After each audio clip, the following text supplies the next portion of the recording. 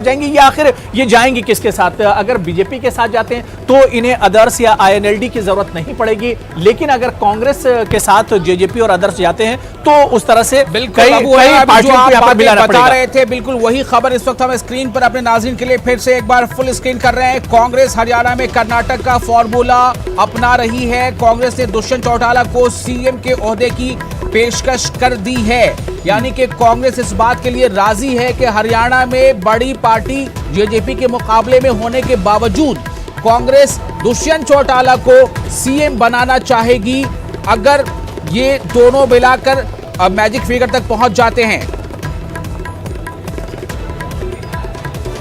बिल्कुल विशाल, एक तरह से बिल्कुल हमें तो कर्नाटक के चुनाव की याद आ गई जहां पर जेडीएस को और जीत का यहां पर आंकड़ा खुला है, जीत का खाता खुल गया। पुडुचेरी जिमनी इंतखाबात के ताल्लुक से बड़ी खबर, लीड अब जीत में बदल चुकी है। असेंबली हल्का कामराजनगर से कांग्रेस को जीत मिली है।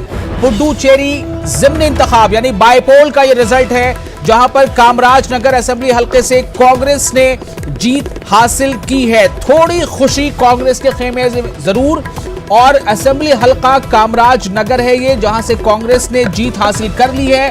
पुडुचेरी के ताल्लुक से खबर है कि पहली जीत की खबर आई और ये पहली जीत कांग्रेस की झोली में गई है। पुडुचेरी की ज़मीनी इंतखाबात के ताल्लुक से बड़ी खबर है, जहां पर असेंबली हल्का कामराजनगर से कांग्रेस को पहली जीत मिली है। इस वक्त की बड़ी खबर न्यूज़ 18 उर्दू की टीवी स्क्रीन पर आप देख सकते हैं, जहां पर पुडुचेरी ज़मीनी इंतखाबात यानी बाईपोल के चुनाव में कांग्रेस को जीत मिली है। पुडुचेरी ज़मीनी इंतखाबात के ताल्लुक से बड़ी खबर है, जहां पर कामराजनगर असेंबली हल्के से कांग्रेस उम्मीदवार को जीत नसीब हुई है।